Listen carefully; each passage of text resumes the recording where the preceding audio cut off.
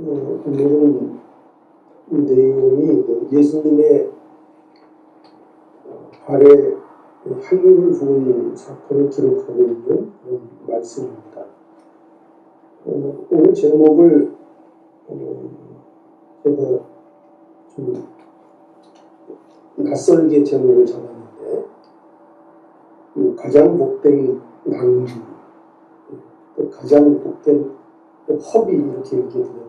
허비, 낭비. 사실 이 낭비라는 말과 복되다 하는 말은 잘 이렇게 연결이 사실은 안 되는 말입니다. 그죠? 낭비는 보통 나쁠 때 쓰는 거죠. 낭비한다, 낭비하지 말라, 허비하지 말라. 그런 얘기 아닙니까? 근데 어떻게 낭비가 어떻게 복이 될 수 있는가? 참 앞뒤가 맞지 않는 그런 제목인데 오늘 이제 말씀의 내용을 우리가 잘 보게 되면 이게 무슨 뜻인지를 우리가 알게 될 것입니다.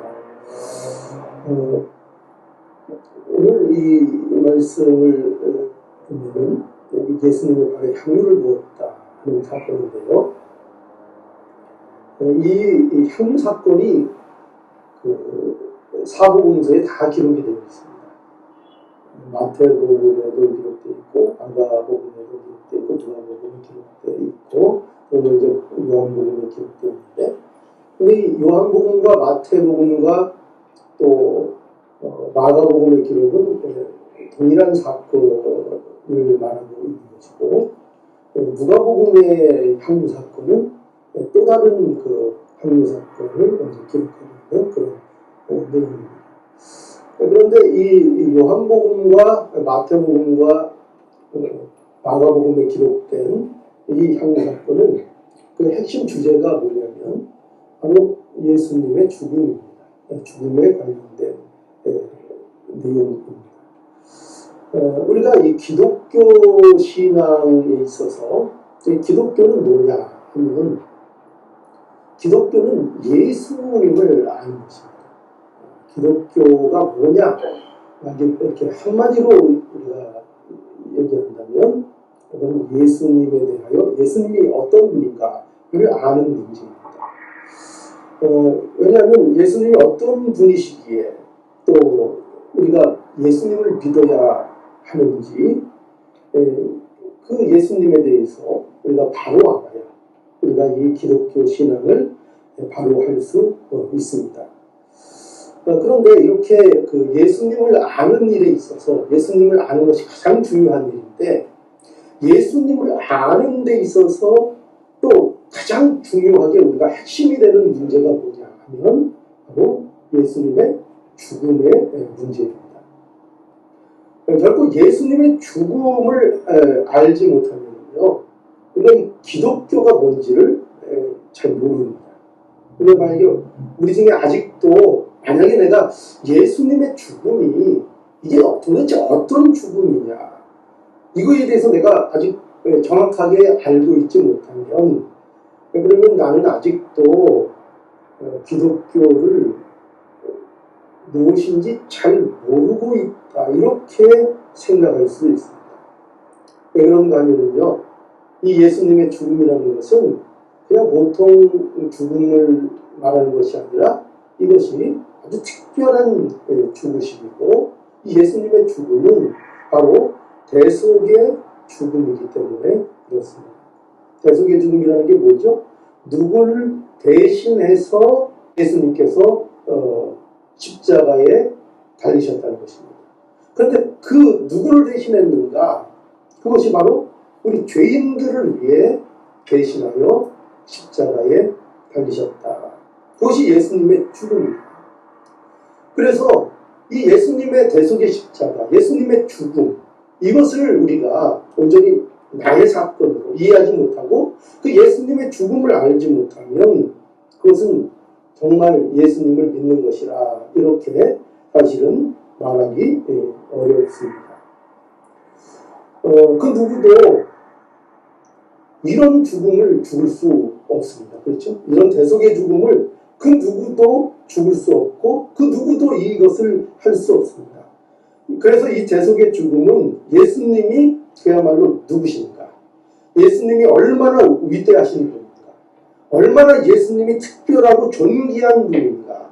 이것을 이 대속의 죽음이 예수님의 죽음처럼 잘 나타내는 것이 없습니다. 이러한 예수님의 존귀하심이 바로 잘 이제 드러나는 것. 이것이 이제 오늘 이 본문의 내용입니다. 그러니까 베다니에서 잔치가 일어났습니다. 이 베다니에서 잔치가 일어났는데 이 일 중에 예수님의 죽으심에 대한 일이 아주 잘 나타나고 있습니다. 오늘 그래서 이 본문을 여기 보면은요, 예수님께서 6월절 엿새 전에 이제 베다니에 이르셨습니다. 이 베다니는 매우 예수님에게는 좀 각별한 곳입니다. 예수님께서 물론 이 베다니에서 많은 일을 행하셨는데요. 근데 무엇보다도 이 베다니에는 누가 살았죠? 누가 살았는가 하면은 바로 예수님께서 무덤에서 소생시켜 주신 나사로가 이 베다니에 살았습니다. 그리고 그의 형제들이 누가 있었습니까? 유명하죠? 마르다와 마리아가 있었습니다. 그들이 거기에 살고 있었습니다. 그러니까 굉장히 예수님이 아끼는 사람들이죠. 그죠? 사랑하는 사람들이 사는 곳이었습니다. 또 그 베단이라는 것은요, 예수님이 치료해준 뭉둥병을 앓았던 시몬, 베다니 사람 시몬이 사는 곳이기도 했습니다. 그러니까 예수님께서는 6월절 엿새를 앞두고 이제 예루살렘을 향해 가는 길에 바로 이곳, 그죠? 이곳 베다니에 이제 들리셨습니다. 그리고 이 베다니에서 예수님을 위한 잔치가 벌어졌습니다. 시몬과 마르다가 주축이 되어서 예수님을 위한 잔치를 열었습니다. 시몬은 아마 집을 제공한 것 같습니다. 시몬의 집에서 이 베다니 잔치가 있었던 것으로 이렇게 보이고요. 그리고 마르다는 이 잔치를 위한 여러 가지 일들을 이제 맡은 것 같습니다. 그래서 음식을 제공하는 일, 손님을 대접하는 일, 이런 일들을 총괄해서 이 마르다가 아마 일을 주관했던 것으로 이렇게 보여집니다. 그리고 또 나사로는 예수님과 그와 함께 앉은 자들 중에 이제 함께 앉아 있었다, 이렇게 기록하고 있습니다.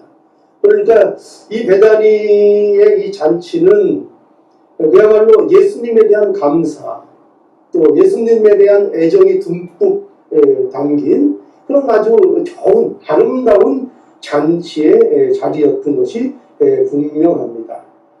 나사로는 죽은 자 가운데서 소생했고, 또 그 일로 인해서 나사로를 보러 오는 사람들도 많이 있었고, 그래서 이렇게 아주 아름다운 잔치가 벌어졌습니다. 예수님을 사랑하는 사람들이 예수님에 대한 감사와 애정을 잘 드러내고 있고, 이거를 보면 어떻게 보면 마치 천국의 모습 같은 모습을 암시하기도 합니다. 그죠? 예수님과 또 예수님을 사랑하는 사람들이 함께 앉아있고, 또 나사로는 죽었던 가운데서 소생해서 예수님이 어떻게 보면 부활을 또 예표하는 그런 모습으로 앉아있고, 또 우리 성도들이 사실은 모두 부활하는 것이 아닙니까? 그죠? 그런 어떤 소생과 부활의 그런 모습으로 이제 잔치에 참여하는 참으로 천국과 같은 그런 모습을 잘 우리에게 나타내주고 있습니다. 그러나 이 베다니의 잔치는요, 또 다른 면을 우리에게 보여주고 있습니다. 그게 뭐냐면, 이 잔치는 예수님께서 죽음을 향하여 예루살렘으로 올라가시는 그 본격적인 시작을 알리는 자리이기도 한 것입니다. 그러니까 당시 제사장들과 바리새인들이 다 예수님을 잡아서 죽이려고 혈안이 되어 있었습니다. 바로 이 말씀 앞에를 봐도요, 11장 57절에도 보면은 어떻게 말씀이 나와 있는가 하면 거기 보면 57절 바로 앞에 이는 대제사장들과 바리새인들이 누구든지 예수 있는 곳을 알거든 고하여 잡게 하라 명하였음이로라. 예, 그러니까 지금 이 상황과 이 분위기는 굉장히 예수님께 그냥 위험한 분위기였습니다. 그래서 사실 이러한 잔치는 예수님의 위치를 노출하는 매우 위험한 일이 될 수도 있는 잔치였습니다. 그러나 예수님은 이 잔치에 참여하시고 함께 자리를 하셨습니다. 예수님은 이제 피하실 이유가 없기 때문입니다. 왜 그렇죠? 예수님은 뭐하러 이 세상에 오셨습니까? 십자가를 지기 위하여 이 세상에 오셨습니다. 예수님은 지금 하나님이 정하신 때가 되어서 죽음을 향하여 나가시는 중에 있는 것입니다. 지금 예수님은 그야말로 어떻게 보면 진정한 천국잔치를 향해 진정한 천국잔치를 위해 자신을 내어주시기 위해 이제 예루살렘으로 죽으시기 위해서 올라가시는 중에 있었던 것입니다. 여러분, 이러한 일들을 통해서 우리가 보게 되는 것이 있습니다. 그것이 뭐냐 하면요. 그것은 이 예수님은 베다니에 모인 사람들이 생각하는 것보다 더욱 특별하신 분이다 하는 것입니다. 물론 여기에 모여있는 베다니의 사람들은 예수님을 존경했습니다. 예수님을 사랑했습니다. 예수님에 대해서 어떤 특별한 마음들을 가지고 예수님께 감사하고 있습니다. 그러나 우리가 이 말씀을 통해서 이 베다니의 잔치의 이 모습을 통해서 그리고 예수님께서 지금 하시려고 하는 이런 일들과 그런 과정들을 통해서 무엇을 알 수 있는가? 예수님은 그들이 생각하는 겁니다. 예수님 앞에서 예수님을 섬기고 예수님 앞에 그 애정을 표시하고 있는 그 사람들의 생각보다 그 사람들은 지금 누굽니까? 시몬도 있었지요. 또 누구도 있었습니까? 나사로도 있었지요. 마르다도 있었습니다. 이 모든 사람들이 예수님을 사랑하고 감사하는 자들이었습니다. 예수님을 굉장히 존귀하게 여겼습니다. 그러나 예수님은 어떤 분이라고요? 예수님은 그들이 생각하는 것보다도 더 특별하시고 더 위대하시고 더 존귀한 분이시다 하는 것을 우리는 알아야 합니다. 그것을 잘 이 말씀이 우리에게 나타냅니다. 여러분, 예수님은 정말로 위대하고 정말로 존귀한 분이신 것입니다. 예수님은요, 세상적인 차원에서 병자를 고치시고 가난한 자들과 연약한 자들과 함께 하시는 그런 정도의 사람이 아닙니다. 그것만 가지고도 충분히 존경할 수 있습니다. 그렇죠? 충분히 애정을 받을 수 있고 충분히 존경받을 수 있는 모습입니다. 그러나 우리가 잊지 않아야 될 건 뭐냐면 꼭 우리가 알아야 되는 건 뭐냐면 예수님은 그 정도의 일을 하러 오신 분이 아니라는 것입니다. 그럼 예수님은 뭘 하러 오셨습니까? 그 일들을 통해서 뭘 보여주십니까? 더 큰 일을 하러 오신 분이고 예수님은 대속의 십자가를 지시기 위하여 오신 분이라는 것입니다. 예수님은 그야말로 죽으러 오신 분이십니다. 베다니 잔치에 모인 사람들이 예수님을 귀하게 여겼지만 그러나 예수님의 죽음과 그것이 무엇을 의미하는지는 아직까지 그들이 알지 못했습니다. 예수님은 제자들에게 여러 번 예수님 자신의 죽음에 대해서 말씀해 주셨습니다. 여러 번 말씀해 주셨습니다. 그러나 제자들마저도 그 예수님의 죽음에 대하여 제대로 이해하지 못했습니다. 그리고 그 말씀에 대해서 제대로 귀를 기울이지 않았습니다. 제자들마저도 이해하지 못했습니다. 그러니 지금 예수님은 어떻게 보면 그 가운데 지금 담대히 자신의 길을 걸어가고 있는 모습을 우리는 알아요. 예수님은 지금 이렇게 이해하지도 못하는 세상은 이해하지도 못하는 그 길을 가고 계신 것입니다. 죽음을 위하여, 십자가를 위하여, 지금 예루살렘을 향하여 열심히 예정된 길을 가고 계신 바로 그 예수님이신 것입니다. 참 이 잔치에는 많은 사람이 참여했지만 몰랐습니다. 그런데 오늘 이 본문을 보면 이제 누가 등장을 하는가 많이 기다리셨죠? 누가 이제 등장을 합니까? 마리아가 여기 등장을 합니다. 오늘 본문을 보면요, 마리아가 아주 놀라운 일을 합니다. 그것은 뭐냐면 이 마르다의 동생 마리아가 잔치 중에 예수님께 향료를 부어드린 것입니다. 향료를 부어드렸습니다. 3절에 보면 마리아는 이렇게 돼 있죠. 마리아는 지극히 비싼 향유 곧 순전한 나드 한 근을 가져다가 예수의 발에 붓고 자기 머리털로 그의 발을 씻으니 향유 냄새가 집에 가득하더라.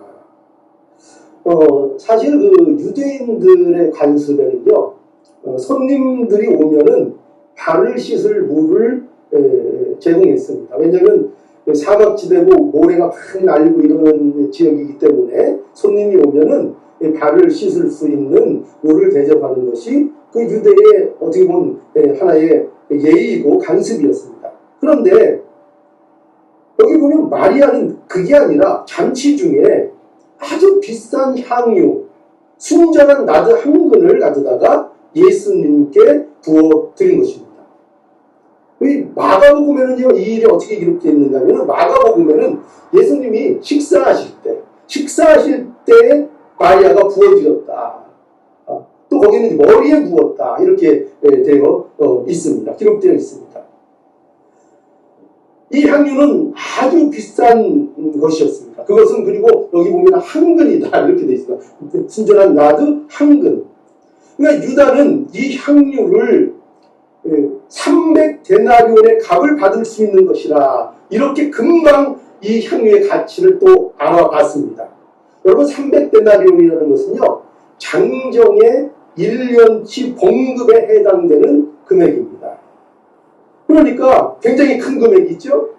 마가복음에는 어떻게 또 이게 사건이 기록되어 있는가 하면 마가복음에는 여자가 매우 값진 향유 곧 순전한 나드 한 옥합을 가지고 와서 그 옥합을 깨뜨리고 예수의 머리에 부으니 이렇게 되어 있습니다. 여기는 옥합을 가져와서 옥합을 깨서 예수님의 머리에 향유를 부었다 이렇게 되어 있습니다. 여기 향유 옥합을 깨었다는 것은 무슨 의미인가 하면요, 그 향유를 온전히 다 쏟아부었다 이런 의미를 갖는 것입니다. 그래서 그 향유의 냄새가 집안에 어떻게 됐어요? 가득 찼다. 그러니까 마리아가 그 향유가 너무 값진 거라 비싼 거라 조금 아껴서 조금 예수님에게 발에 이렇게 튀겨드린 것이 아니라 그 옥합 전체를 가져와서 그 귀중한 향유를 깨어서 예수님 앞에 온전히 그것을 아낌없이 부어드렸다. 이렇게 말씀하고 있는 것입니다. 여러분 이 향유는요, 마리아에게 어떤 것이었을까요? 우리에게도 귀중한 것들이 있지 않습니까? 우리가 아끼고 귀중하게 여기는 것들이 있을 텐데요. 이 향유도 역시 마리아에게 있어서 굉장히 귀중한 거였습니다. 굉장히 아끼는 것이 분명했고 이것은 그 당시 여자가 짓고 있을 수 있는 굉장히 큰 재산이라고 우리가 볼 수 있습니다. 여러분 마리아는 아마도 열심히 이것을 모았을 것입니다. 아마 자신의 미래를 위해서 그렇게 모았을지도 모릅니다. 아니면 자기가 결혼하기 위한 어떤 혼수로 모아두었을지도 모릅니다. 그러나 무엇이 되었든지 간에 분명한 사실은 뭐죠? 이것은 마리아에게 있어서 굉장히 소중한 것이고 함부로 허비할 수 없는 그러한 귀중한 것이었다 하는 것입니다. 가장 그가 가지고 있는 값진 것이었다 하는 것입니다. 그런데 이 향유를 마리아는 예수님께 아낌없이 쏟아 부었다 하는 것입니다. 여러분 한번 곰곰이 생각해 보십시오. 이런 일이 여러분 앞에 벌어졌다 생각해 보십시오. 이 일은요, 사실 우리가 객관적으로 보면 이 일은 누가 보아도 과한 일입니다. 이거는 누가 보아도 과한 일이고, 그래서 유다가 바로 이 일에 대해서 비난하고 지적했습니다. 어떻게 했습니까? 5절에 보니까 이 향유를 어찌하여 300데나론에 팔아 가난한 자들에게 주지 아니하였는가 하면서 이 마리아의 행동을 가룟 유다가 비난했습니다. 물론 그에게는 딴 뜻이 있었다고 성경이 밝히고 있습니다.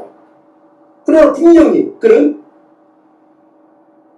가난한 자들을 핑계해서 이 마리아를 비난했습니다. 마태복음에 또 가보면은요, 마태복음에는 유다만 그런 것이 아니라, 다른 유다만 그런 것이 아니라 제자들도 마리아의 이러한 일을 보고 화를 냈다고 되어 있습니다. 누구도 그렇게 했어요? 제자들도 그랬습니다. 이건 가룟 유다만 그렇게 한 게 아닙니다. 제자들도 그렇게 했고, 제자들도 왜 이 향유를, 왜 이 값비싼 것을 왜 허비하느냐, 이렇게 책망했습니다. 왜 허비하느냐.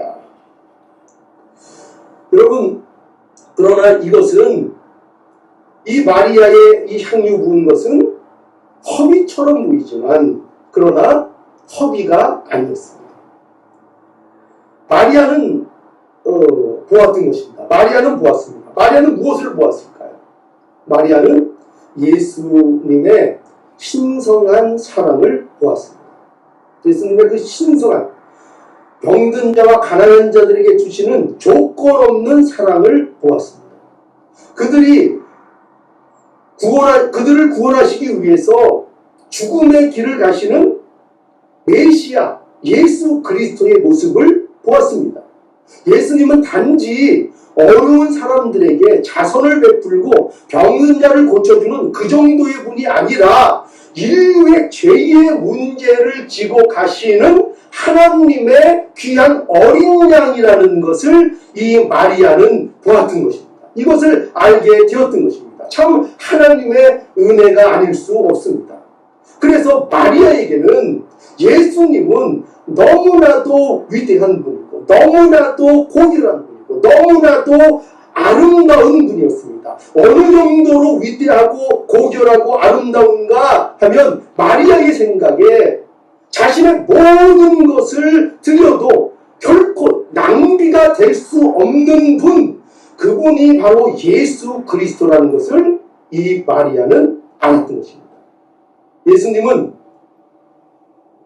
이 예수님에 대한 어떠한 헌신도, 어떠한 드림도 결코 낭비가 될 수 없는 분이라는 것을 이 마리아는 알았던 것입니다.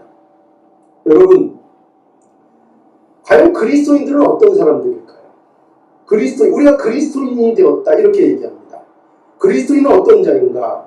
마리아가 아는 것을, 마리아가 본 것을 보고 그것을 또한 아는 자들이 오늘날 이 신약 시대를 살아가고 있는 그리스도인이라는 것을 우리는 알아야 합니다. 우리는 예수님이 누군지를 압니까 모릅니까? 우리는 압니다. 우리는 이때 이 마리아보다도 더 정확하게 아는 자들이 누구이냐? 바로 우리들입니다. 우리는 예수님의 대속의 죽음을 알고, 예수님의 부활을 알고, 우리에게 예수님이 누구인지, 그가 얼마나 특별한 분이시고, 얼마나 위대하시고, 얼마나 존귀한 분이신지, 그가 하나님의 아들이신가, 우리를 위해서 십자가를 지시고 부활하셨다는 그 사실을 우리의 신약의 신도들은, 교회의 우리 모두는 그것을 당연한 진리로 받아들이고 아는 자들로 이 자리에 있는 것입니다. 그러니 우리는 어떻게 보면 이 당시 이 마리아보다 우리는 더 자신을 하나님 앞에 드리고 감사하는 것이 마땅한 자리에 있는, 참으로 존귀한 자리에 있는, 복된 자리에 있는 우리들이라는 것을 우리는 알아야 할 것입니다. 예수님을 믿고 예수님을 사랑하고 그분 앞에 엎드리며 사는 것이 우리에게 있어서 우리의 삶을 가장 낭비하지 않는 삶이라는 것을 우리는 아는 자들입니다. 이 은혜를 입은 자들입니다. 여러분 정말 이 사실을 고백하실 수 있겠습니까? 내게 있어서, 내 인생에 있어서, 내가 가진 것, 나에게 삶에 있어서 하나님 앞에 엎드려지고 그분을 사랑하고 그분을 섬기는 일만큼 나에게 보람된 것, 나에게 허비되지 않고 정말 가치 있는 일은 없다는 것을 우리는 모두 인정하십니까? 그것이 우리에게 주신 복이라는 것을 우리는 알아야 합니다. 세상은 다 허비라고 비난합니다. 그 일들을, 우리가 하는 일들을 세상은 허비한다고, 낭비한다고, 왜 그렇게 낭비하며 사냐고 우리들을 비난합니다. 세상은 우리를 계속 비난합니다. 우리는 이 비난을 마땅히 받아야 합니다. 이 책망을 마땅히, 만약에 우리가 세상으로부터 이 비난을 받고 있지 않다면 우리는 마땅히 하나님 앞에 드려야 될 헌신과 감사를 우리가 온전히 드리고 있지 못하는지도 모르겠습니다. 그래서 우리의 삶이 그들의 눈에 허비하는 것처럼 안 보일 수도 있습니다.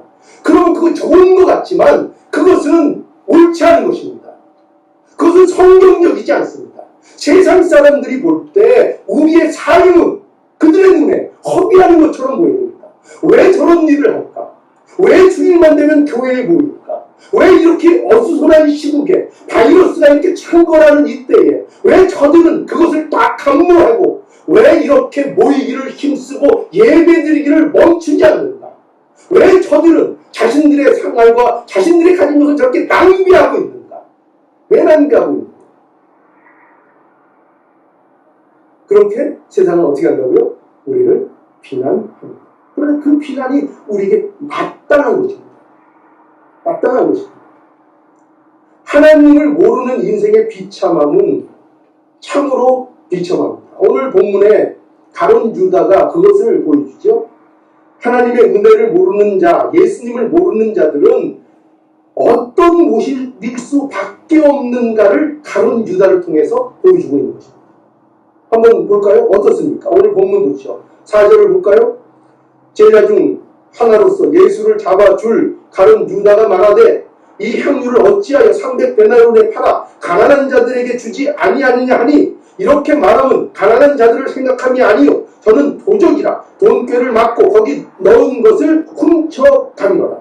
여러분 이것은 단지 이 가룟 유다를 욕하라고 있는 말이 아닙니다. 말씀이 아닙니다. 이 말씀은 우리에게 무엇을 가르쳐주는가?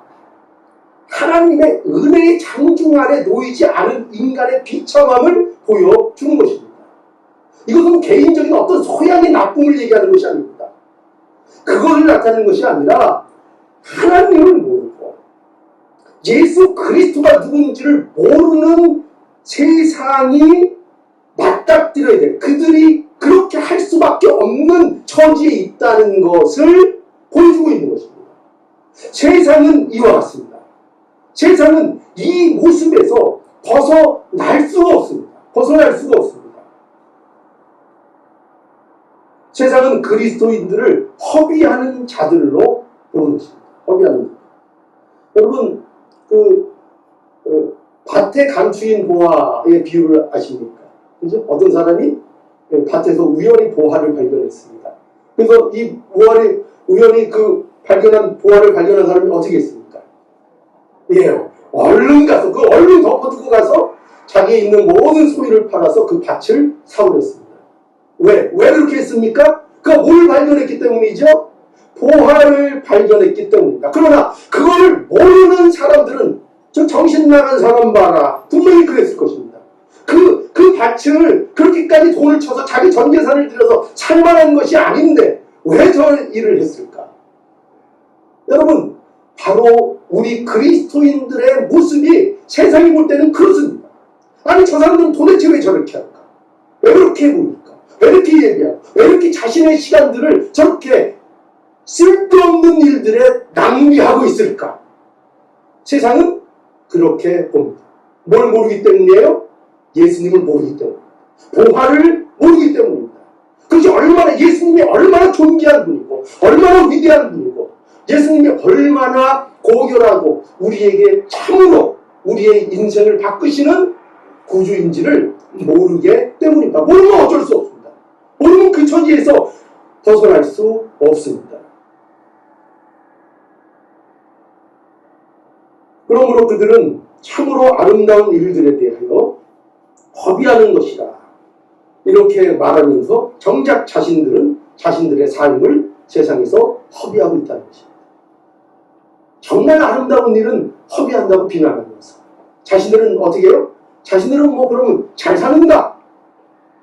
그게 아니라 어떻게 하는 세상에서 세상을 따르며 죄악에 찌들어 자신들을 허비하고 방탕하고 낭비하고 있다는 것입니다.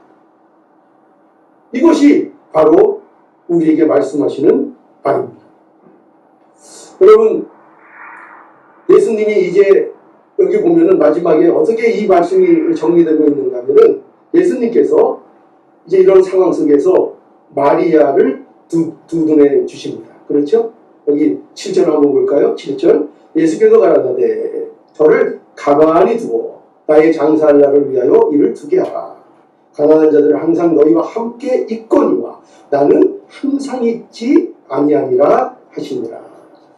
여러분, 예수님께서 이 마리아를 비난하는 이 가룟 유다와 또 사람들에게 마리아 비난하는 것을 이제 그만두라, 그치라 이렇게 말씀해 주셨습니다. 가만두라, 저 마리아를 괴롭게 하지 말라 그러시면서 마리아의 이 한 일은 바로 예수님 자신의 장사를 위해서 한 일이라고 말씀해 주셨습니다. 너희는 이 마리아의 일이 허비하는 일로 보이지만 마리아는 지금 자신을 위해 자신이 처한 처지에서 자신이 할 수 있는 가장 중요한 일, 예수님에게 있어서 꼭 필요한 일을 이 마리아가 했다. 이렇게 말씀해 주시는 것입니다. 여러분 참으로 놀랍지 않습니까? 마리아의 이 일, 세상 사람들은 다 허비하는 것으로 본 그 일을 통해서 예수님께서 영광을 받으시고 예수님께서 하나님의 뜻을 밝히시고 하나님의 일을 이루어 나가시는 이 놀라운 일을 우리는 보게 되는 것입니다. 우리 또한 이 세상 사람들이 허비하는 것으로 보는 이 일들을 통해서 하나님께서 일하신다, 하나님의 뜻을 나타내신다 하는 것을 우리가 분명히 이 말씀들을 통해서 알아야 하겠습니다. 예수님은 우리의 참으로 위대하시고 존귀하신 하나님이십니다.